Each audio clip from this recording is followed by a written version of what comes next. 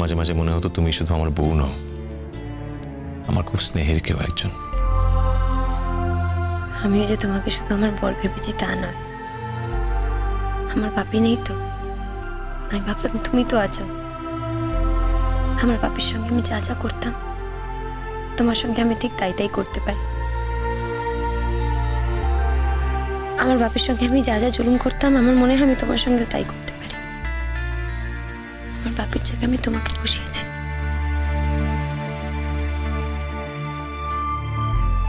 তাহলে মাঝখানে শুধু শুধু একটা বছর নষ্ট কেন হলো আমাদের? কে বলল একটা বছর নষ্ট হয়েছে?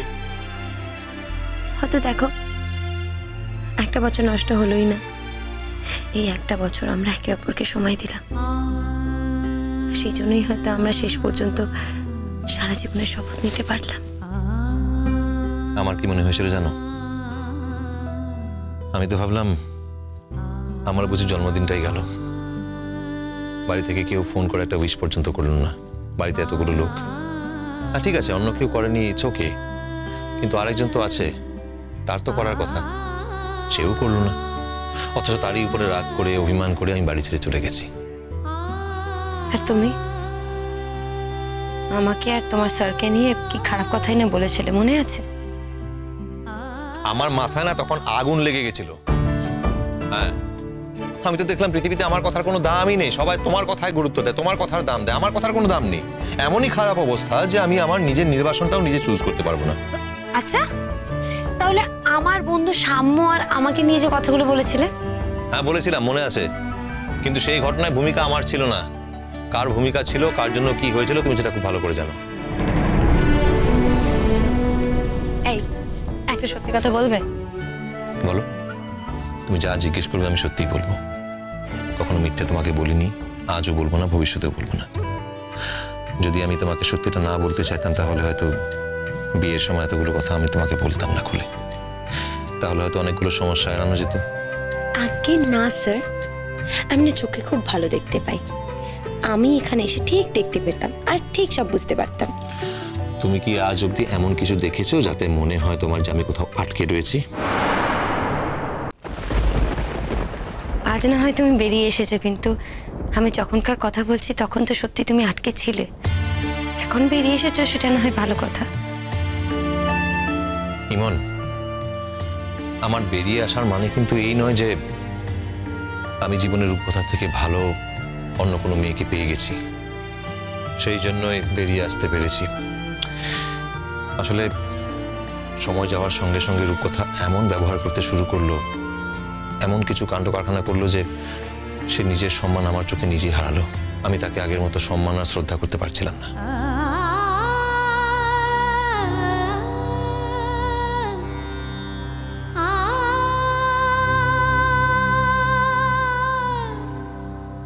রূপকথা দিয়ে হয়তো এরকম একটা সিচুয়েশনে পড়ে এই আচরণ করেছে। এই সব কিছু হয়তো তোমাদের মধ্যে ঘটতোই না যদি তোমাদের বিয়ে হয়ে যেত। মানে হয়তো তোমরা, দেখো ইমন, সবাই যে জীবনে সবকিছু পায় তা তো নয়, কিন্তু তা বলে কখনো চিট করতে নেই। সততাই মানুষের মূলধন। তোমার ওই বন্ধুর ব্যাপারে রূপকথা আমাকে এমনভাবে ইনস্টিগেট করেছিল যাতে আমার মাথায় আগুন চলে যায়। আর তোমার প্রতি আমার অধিকার বোধ না থাকলে আমার মাথায় এরকম ভাবে আগুন জ্বলতো না, এত রেগে যেতাম না আমি। আমি যা করেছি তোমার প্রতি অধিকার বোধ থেকেই করেছি। দেখো, আমি কখনো কল্পনাও করতে পারি না যে তোমার অন্য কারোর সঙ্গে কখনো কোনো ঘনিষ্ঠতা হতে পারে। এই ব্যাপারে কিন্তু আমি একদম লকড। এই ব্যাপারে আমার কোনো উদারতা নেই, কিচ্ছু নেই, কিচ্ছু নেই। হাসছো? তা হাসবো না? তুমি এমন করে কথা বলছো মনে হয় যেন সত্যি আমার জীবনে এই ঘটনাটা ঘটেছে, তাই তুমি এইভাবে রিয়াক্ট করছো। আমি এসব কথা কল্পনা করলে অসুস্থ হয়ে পড়ি। আমি কখনো ভাবতে পারি না যদি সত্যি সত্যি তোমার সঙ্গে কখনো কারো ঘনিষ্ঠতা হয় তাহলে আমি জানি না আমি কি করবো। আমি কিন্তু নিজেকে শেষ করি। ব্যাস ব্যাস, ঠিক আছে, আজ আজ কোনো খারাপ কথা নয়, বলেছিলাম না? অনেক রাত হয়েছে, আমি এবার ঘুমাবো। আচ্ছা, একটা কথা বলো তো, আজ যে এত তাড়াতাড়ি ঘুমোতে চাইছো, আগে তো এরকম করতে না। যত রাত বাড়তো পড়াশোনার কথা বলতে, ডেকে ডেকে শোয়াতে পারতাম না। হঠাৎ কি হলো আজ? আজ যদি আমি এত তাড়াতাড়ি ঘুমোতেও চাই, তাতে আলাদা করে কি প্রমাণ হলো? বলবো? হ্যাঁ বল, কি প্রমাণ হলো? এখন থেকে তো তুমি আর আগের মতো একা একা উপাস ফিরে ঘুমোবে না। সেটাই। খুব খারাপ ভাবে বলে দিচ্ছি। খারাপ হওয়ার কি আছে? যা খারাপ হওয়ার তা তো খারাপ হয়ে গেছে। ভালো হচ্ছে না কিন্তু। আরে সব সময় যে সবকিছু ভালো হবে তা তো নাও হতে পারে, হোক না কিছু খারাপ। সত্যিটাকে তো স্বীকার করতে হয় মাঝে মাঝে ইমন। ঠিক আছে, তাহলে আজ আমি সারা রাত জেগেই থাকবো। সত্যি? কারণ আমি পড়াশোনা করবো। যাও তো। পড়াশোনা করবে? কিচ্ছু ঢুকবে না মাথায়, বলে দিলাম। ঢুকবে ঢুকবে। তুমি জানো না আমাকে, আমি যখন একবার পড়াশোনায় মন দিই না, অন্য কিছুতেই আমার মন থাকে না। হ্যাঁ, ছাই হবে। ছাই হবে? তুমি যাও তো, ঘুমাও না। আমি পড়ছি এখন মন দিয়ে। পড়াশোনা করতে গেলে প্রথমে বইটাকে অন্তত সোজা করে ধরতে হবে, নাহলে সবকিছু উল্টো করে ঢুকবে। তা তো আমি হ্যাঁ, আমি তো বলে দিলাম, সোজা করে দিলাম বইটা। আমি কিছু জানি না, তুমি যাও না।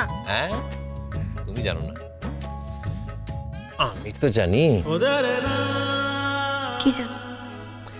যে এখন এই সময়টা পড়াশোনার সময় নয়, এই সময়টা হলো বরের সঙ্গে থাকার সময়, বরকে ভালোবাসার সময়, বরকে আদর করার সময়। বুঝেছো? 1 বছর হলো আমাকে দূরে সরিয়ে রেখেছো, আর কিন্তু দূরে সরিয়ে রাখতে দেবো না, কিছুতেই না। আলো চলছে, দরজা খোলা আছে, থাকুক না, কেউ আসবে না, রুম পড়ি। না না, এরকম ভাবে না। দরজাটা আমাকে বন্ধ করে দাও। তুমি না সিরিয়াসলি কি করো না?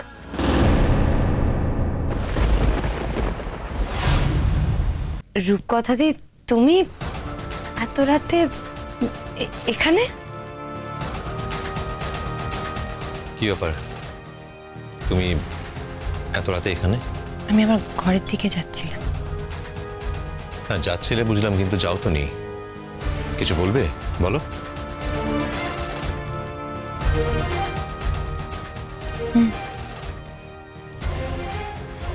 তুমি ভেতরে এসো না।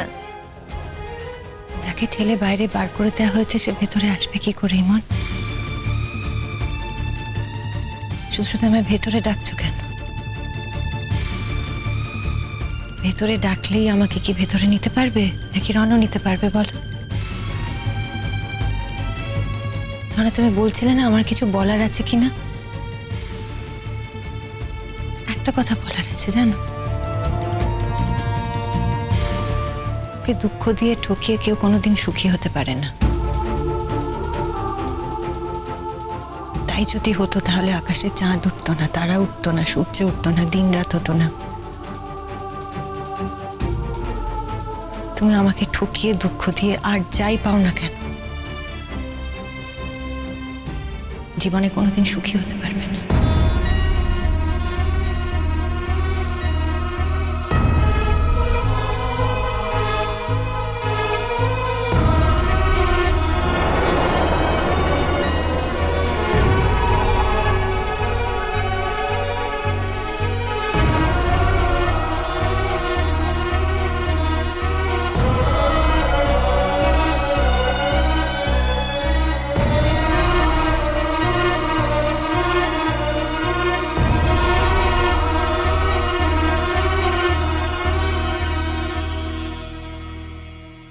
তুমি নামক বস্তুটি বাড়িতে থাকলে আমি কি সারাক্ষণ চাইলেও মন দিয়ে কাজ করতে পারি? পারি না তো। কি বললে তুমি? আমি তোমাকে ডিস্টার্ব করি? আমি তোমার কাজ করতে দিই না? সেই কথা আমি একবারও বলিনি। আমি শুধু বলতে চাইছি, শোনো, ঠান্ডা মাথায় শোনো। তুমি যখন বাড়িতে থাকো আমি তো টেনশনে থাকি না, তখন কোথায় কি বাঁধিয়ে ফেলো কে জানবে। তুমিও না। এই শোনো, জানো তো কালকের যে প্রোগ্রামটা না, সেটা খুবই প্রেস্টিজিয়াস। কিসে প্রেস্টিজিয়াস? এটাও জানো না? যাদের বউয়েরা কৃতি তাদের স্বামীরা বউয়ের হাতে প্রাইজ তুলে দেবে। তাহলে আবার আমাকে কালকে তোমার হাতে একটা প্রাইজ তুলে দিতে হবে। স্যার তোমাকে সত্যি কিচ্ছু বলেনি না? না বলেনি। আর বলেও বা কি হবে, কালকে তো আমি থাকবোই, তুলে দেবো একটা কিছু প্রাইজ। কি বললে তুমি? তুলে দেবো একটা প্রাইজ? তুমি এভাবে কেন বলছো? কি মনে করো তুমি নিজেকে? আমি আর নিজেকে কি মনে করবো? কৃতি স্ত্রীর কৃতি বর মনে করি নিজেকে। কুসুম দোলা